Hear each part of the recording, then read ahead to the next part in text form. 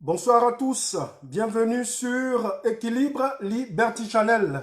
Bienvenue à notre rendez-vous de tous les samedis, rendez-vous pendant lequel nous échangeons sur les questions d'actualité, sur tout ce qui est choses spirituelles. Équilibre, c'est bien Liberty Channel, la première chaîne de liberté spirituelle et financière.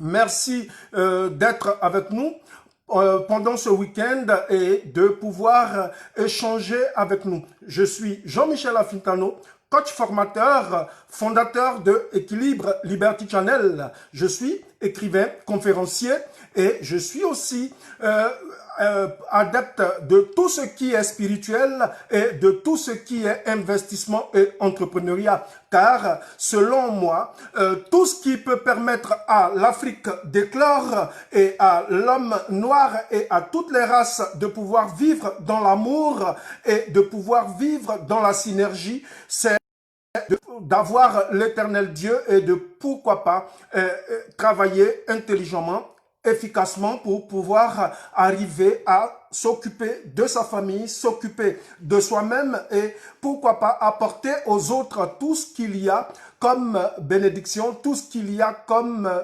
aide et comme sacrifice pour les autres. Merci de nous suivre. J'aide alors les salariés à bien gérer leurs revenus et à créer pourquoi pas une plus-value à travers l'entrepreneuriat et les investissements pour pouvoir préparer leur retraite et pouvoir avoir des revenus supplémentaires et des revenus suffisants pour vivre la vie de leurs rêves. Voilà, j'accompagne aussi les jeunes candidats à l'immigration à pouvoir, pourquoi pas, entreprendre dans leur pays d'origine et aller vers ce qu'il y a de mieux sur le continent noir pour pouvoir créer. Et lorsqu'ils auront suffisamment de revenus, ils viendront en Occident, non comme des victimes expiatoires à la pauvreté, mais plutôt comme des gens qui viennent en vacances, qui viennent pour explorer d'autres horizons, pourquoi pas,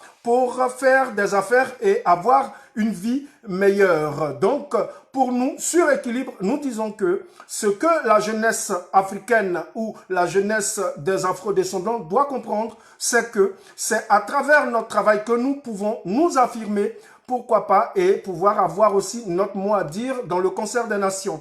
Nous préconisons sur Équilibre que l'Afrique ou le continent noir, ou que ce soit l'Afrique ou l'Amérique latine, nous puissions consommer ce que nous produisons à travers notre marché interne et produire ce que nous consommons, ce qui réduirait les différentes contingences économiques et pourquoi pas éviter de subir le diktat de tout cela qui sont les acheteurs. Parce que lorsque l'on vit de produits agricoles d'exportation, ça devient compliqué parce que on est soumis au desiderata et à toutes les influences très souvent négatives du marché extérieur. Et ça, ce sont des choses à proscrire. Pour l'heure, nous allons saluer aujourd'hui tous les fonctionnaires et tous ceux que nous appelons sur Équilibre les sacrifiés de l'État. Ce sont ces personnes-là qui ont décidé de devenir des fonctionnaires d'État, qui malheureusement se retrouvent piégés dans le métro boulot dodo. Ils font d'énormes sacrifices, ils travaillent énormément. Malheureusement, ils n'arrivent pas à joindre pour la majorité les deux bouts, comme on le dit. Et très souvent, tous ceux qui deviennent fonctionnaires et qui rentrent dans qui embrassent le secteur du salariat, dans le fonctionnariat, qu'ils soient privés ou publics, dans la grande majorité, ils finissent dans la pauvreté et à leur retraite, ils sont dans les regrets. À leur retraite, ils sont empêtrés dans des ressentiments, un peu de marche et là, ils deviennent, comme nous le disons, des personnes aigries, parce qu'ils auront apporté beaucoup à l'humanité, apporté beaucoup à la société, qui ne leur rend pas forcément ce qu'ils méritent. Et ça, nous profitons aujourd'hui pour les saluer tous ceux qui sont fonctionnaires parce que nous disons que ils font d'énormes sacrifices pour les autres. Et ça, c'est des choses à saluer pourvu que tous les systèmes se mettent en place pour que eux aussi, ils puissent bénéficier, pourquoi pas, des retombées de leur travail. Et nous profitons de ce moment d'antenne pour leur rendre hommage et leur dire et leur marquer notre infinie reconnaissance et notre immense gratitude pour ce qu'ils apportent aux autres à travers le travail qu'ils accomplissent. Bienvenue à toi, Glory Dibier Rodriguez. Merci, Nguessan Kwame, cher doyen, d'être toujours parmi les premiers. Et toujours fidèle, c'est ça l'amitié, parce que comme nous disons, ce n'est pas une question d'âge, mais c'est une question de principe, c'est une question de valeur. Et nous pensons que tous ceux qui nous suivent sur Équilibre, ils partagent les valeurs de spiritualité, d'amour, et ils se laissent guider, pourquoi pas, par le Saint-Esprit qui donne cet amour, cette cohésion, et qui permet que nous voyons en l'autre une opportunité de bénédiction, et à travers ce que nous pouvons apporter en termes d'amour, nous pouvons aider, pourquoi pas, les autres à évoluer. Merci, cher doyen Nguessan Kwame, immense gratitude à toi. Merci, Glory Dibier Rodriguez, Adoni Kwadio, voilà, Calix Akpa, cher prophète, sois béni. Voilà, tous ceux-là qui nous accompagnent quotidiennement dans notre marche. Merci à vous. Voilà, nous aidons aussi, pourquoi pas, les artistes et les sportifs à gérer leur carrière à travers des programmes de formation et de coaching assez simples pour que ceux-là qui ont des carrières souvent sulfureuses au départ, mais des carrières très brèves, à pouvoir créer véritablement un empire financier avec le peu de revenus qu'ils touchent pendant leur carrière brève. Donc nous les accompagnons et nous les aidons à faire, pourquoi pas, des investissements qui soient soigneux, judicieux, pour pouvoir réussir. Voilà, le thème de ce jour, il est connu, c'est la paresse. Voilà comment est-ce que à travers la paresse, on refuse de gagner sa vie, on refuse de réussir la vie de ses rêves parce que on reste bloqué, on reste tétanisé. Nous allons aujourd'hui parcourir encore une fois la Bible, nous allons égrener le chapelet de versets bibliques parce que nous disons que au commencement était la parole était avec Dieu, la parole était Dieu et cette parole c'est elle qui nous nourrit, c'est elle qui nourrit notre âme, c'est elle qui nourrit notre esprit et c'est elle qui nous accompagne et qui nous éclaire dans les voies que nous avons choisies. Même si nous devons gérer nos familles, nous devons gérer nos carrières, nous devons gérer notre travail et pourquoi pas gérer toutes les choses sur cette terre des hommes, nous disons que la spiritualité est la chose la plus importante de la vie parce que tout se conçoit d'abord spirituellement, moralement, mentalement avant que cela ne se répercute sur le plan physique. Donc la paresse, c'est le thème d'aujourd'hui. Mais revenons un peu, avant de continuer, à la météo spirituelle de notre terre, de la planète Terre que Dieu nous a donnée en héritage. Et nous voyons que après la crise sanitaire due à un virus et aussi cette crise économique qui en a découlé, aujourd'hui, on est rentré dans une nouvelle vague, comme quoi l'actualité et l'activité humaine ne s'arrêtent pas, elle continue et on est rentré dans un cycle de violence encore après la crise sanitaire et aujourd'hui, on voit de nombreuses marches, on entend parler de crise due au racisme et aujourd'hui, on entend aussi des bruits de grève ou des bruits de mécontentement au niveau de nos forces de l'ordre que nous saluons au passage et nous disons que nous appelons tous les humains à comprendre que spirituellement, on doit recourir à l'Éternel qui donne l'intelligence infinie et qui donne la sagesse pour pouvoir réussir, pouvoir aller vers tout ce qui est positif sur cette terre. Et après, cette crise, on est rentré alors tout naturellement, dans des revendications, dans des marches, dans des groupements qui parlent de racisme. Et après ça, on voit que une nouvelle chose arrive, c'est que il y a énormément de pluie, des cultures sont en train d'être détruites dans plusieurs pays. Nous avons reçu énormément de messages en ce sens et il y a des quantités énormes d'eau, de précipitations qui sont en train de tomber. En France, par exemple, hier, on a eu des endroits où il y a eu 341 mm de pluie, ce qui équivaut à 4 mois de précipitations en un seul jour, ce qui fait d'énormes dégâts et des inondations un peu partout sur la terre. Et ça, ce sont des choses qui nous donnent une alerte, un avertissement par rapport à ce que nous devons faire attention et recourir à l'Éternel Dieu et nous soumettre, pourquoi pas, à cette parole-là, parce que nous devons respecter l'Éternel, le Créateur, et venir aussi à comprendre que nous avons besoin de protéger la nature. Nous avons à travailler la terre, nous avons à travailler avec la nature, mais nous devons avoir la nature comme allié. Nous ne devons pas aller dans des choses qui détruisent notre environnement de vie. Et ça, c'est regrettable de voir que l'homme finit par se tuer. L'homme ne meurt pas, l'homme se tue parce que l'homme agit négativement sur sa vie, sur sa nature, sur ce qu'il a comme héritage. L'homme détruit son héritage et ses biens et c'est un peu ça que nous notons aujourd'hui. Et après ces pluies, on a remarqué aussi que commence à tomber des grêlons qui vont jusqu'à briser dans plusieurs contrées sur la terre des hommes, des voitures, des vitres de voitures. On a vu que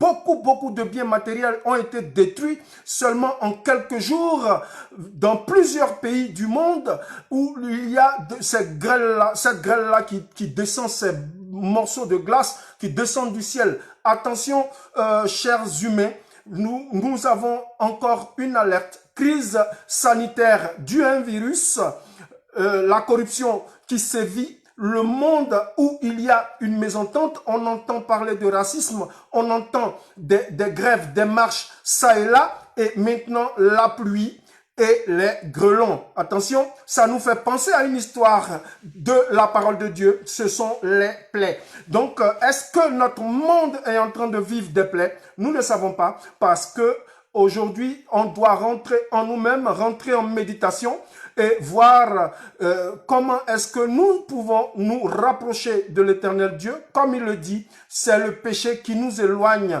de lui et c'est le péché qui crée un fossé entre lui et nous. Et ce fossé-là devient tellement grand que nous commençons à vivre ce genre d'événements qui sont des événements malheureux, mais qui sont des événements quand même. Mais pour ceux qui ont l'intelligence et la sagesse de l'Éternel, ils savent pertinemment que ce sont des signes annonciateurs des derniers temps. Les derniers temps, je ne dis pas que ce sont les derniers moments de vie sur la terre, mais nous parlons des derniers temps, c'est-à-dire les temps décrits par la parole de Dieu, en nous disant que lorsque nous allons voir ce genre de choses, c'est que le moment n'est pas loin. Ça veut dire que c'est un moment de grâce, c'est un moment de bénédiction. Et ce genre de signes nous accompagnent et nous permettent de nous remettre en cause et pourquoi pas nous apprêter à vivre dans la félicité de Dieu et nous aider aussi à réussir tout ce que nous entreprenons parce que c'est pendant les derniers temps que la grâce,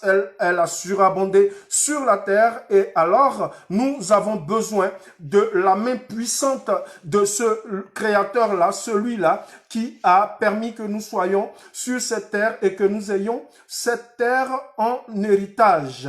Donc, si vous êtes là pour la première fois, sachez que nous sommes sur Équilibre Liberty Channel. Nous parlons de spiritualité, nous parlons de finances, et nous parlons de comment est-ce que nous pouvons, à travers la parole de Dieu et à travers des méthodes, des stratégies et un travail soigneux, un travail efficace et un travail intelligent, réussir notre vie sur la terre et pourquoi pas préparer la vie après la vie.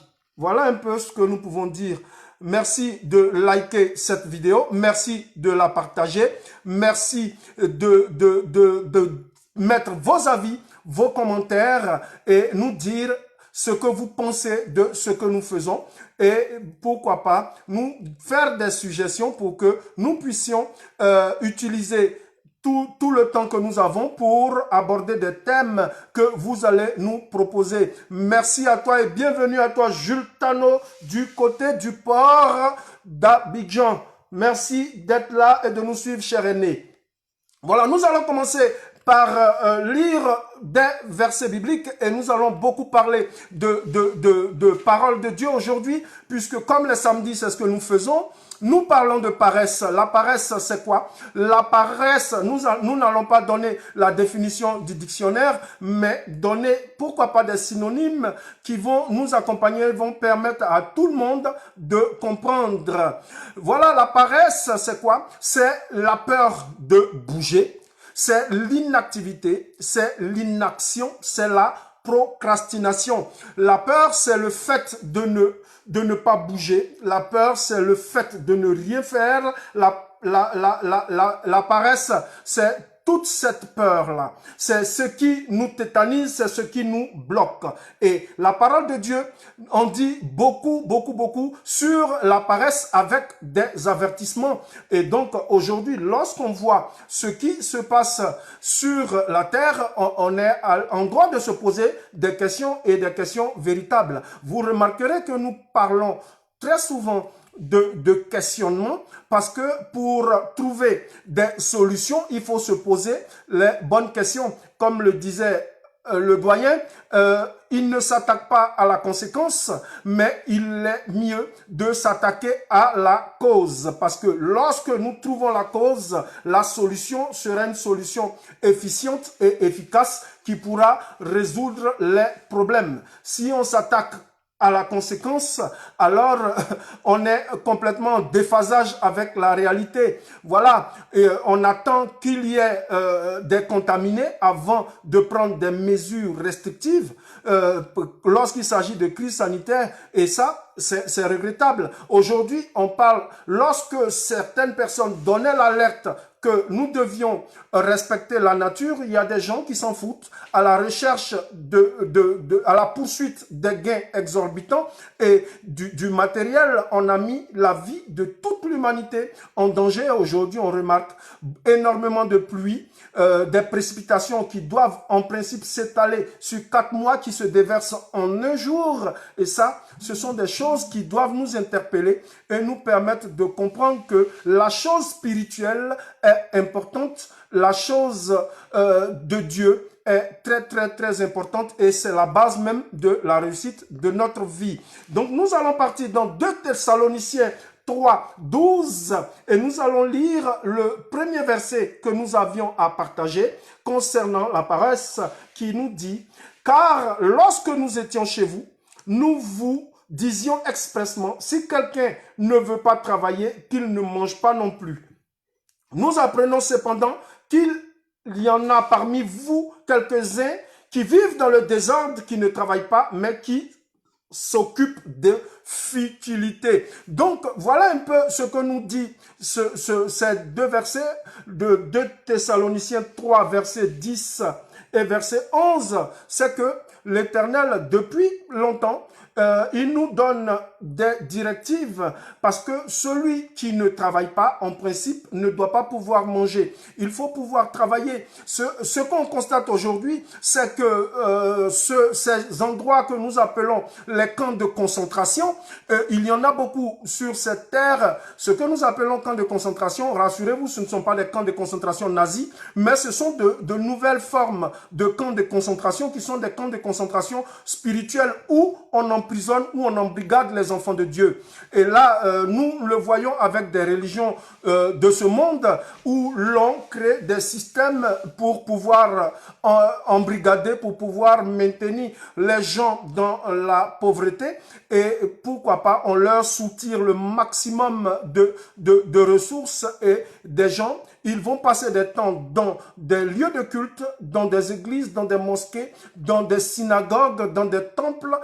Ils n'auront vers la fin rien d'important dans leur vie. Et on voit aujourd'hui ce genre de choses qui se passent. Les gens, plutôt ils s'occupent de leur guide religieux ou des guides de leurs différentes sectes, plutôt que de regarder la chose importante qui est la parole de Dieu, qui est Dieu lui-même qui nous a créés et donc qui nous donne les directives. Comment est-ce que aujourd'hui les hommes sur cette terre, ils se permettent de demander au plancton de les aider plutôt que eux qui sont les amis du roi ou du chef ou du patron lui-même, ils ne vont pas demander ces choses au patron directement. Le patron, c'est le Saint-Esprit, le patron, c'est Dieu, le patron, c'est ce qui a été donné à l'humanité comme rapport d'excellence et de communion.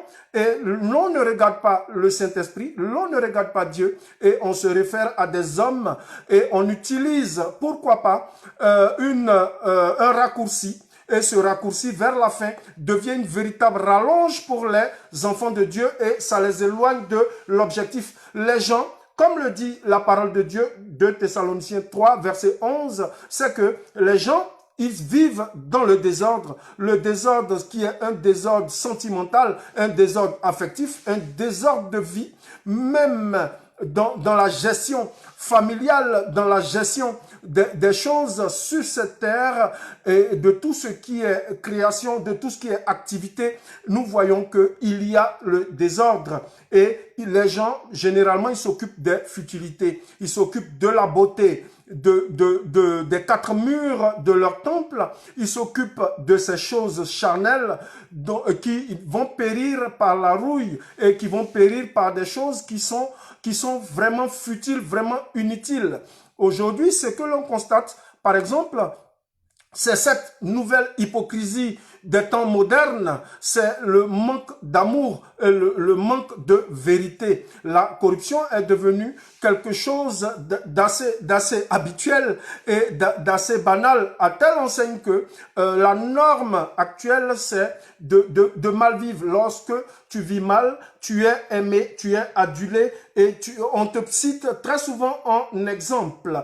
Et là, le proverbe 19, verset 15 nous dit « La paresse fait tomber dans l'assoupissement et l'âme nonchalante éprouve la faim. » Si nous voyons tant de souffrances sur la terre, si nous voyons tant de problèmes, et aujourd'hui, si ces plaies qui sont la corruption, qui sont la pluie, qui sont la grêle, qui sont toute cette mésentente sur cette terre existe, c'est simplement parce que l'homme s'est éloigné de Dieu, l'homme est rentré dans la paresse, l'homme est rentré dans un état d'assoupissement et de nonchalance quant à faire ce qui est bon.